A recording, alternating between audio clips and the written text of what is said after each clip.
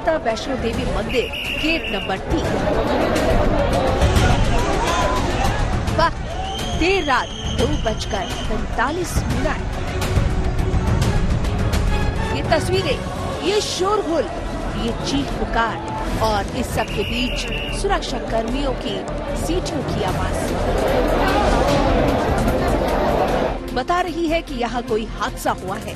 हर तरफ भीड़ है, लोगों का हुजूम है, लोग एक दूसरे से सटे हैं, दूर तक सिर्फ श्रद्धालु नजर आ रहे हैं।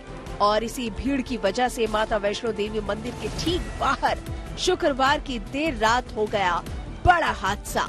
बड़ी तादाद में श्रद्धालु माता के दर्शन करने के बाद जल्दी निकलना चाहते थे, तो इतनी ही भीड़ थी ऐसे श्रद्धालुओं की जो माता के दरबार में जल्दी हाजिरी लगाना चाहते थे। इसी बीच रात 2:30 से 3 बजे के बीच कुछ लोगों में कहासुनी के बाद धक्का मुक्की मच गई। पहले एक शख्स गिरा और उसके बाद हालात बिगड़ते चले गए, भगदड़ मच गई और कई लोग मारे गए। 2 केंद्रीय मंत्रियों की जुबानी सुनिए कि कैसे हुआ ये हादसा।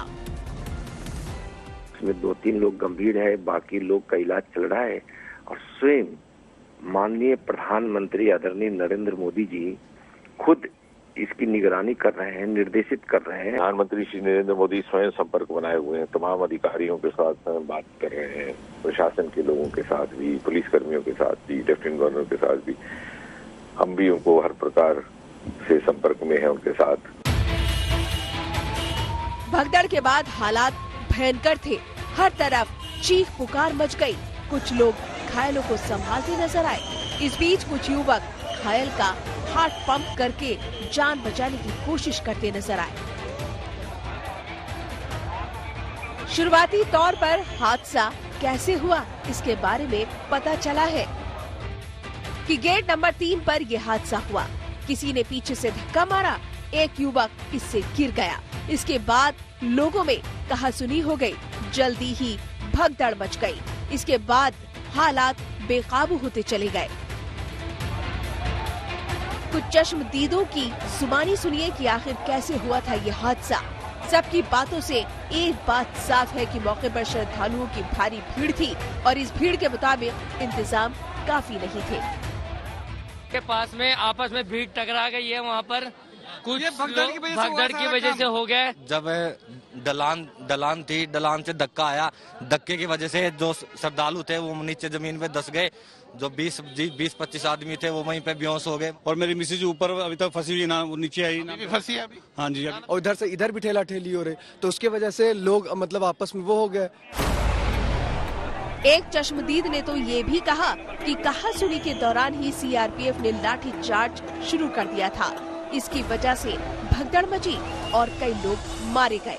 भगदड़ के बाद तुरंत बचाव और राहत का काम शुरू कर दिया गया। घायलों को वैष्णो देवी के ही अस्पताल के साथ साथ सेना के 20 अस्पताल कटरा ले जाया गया।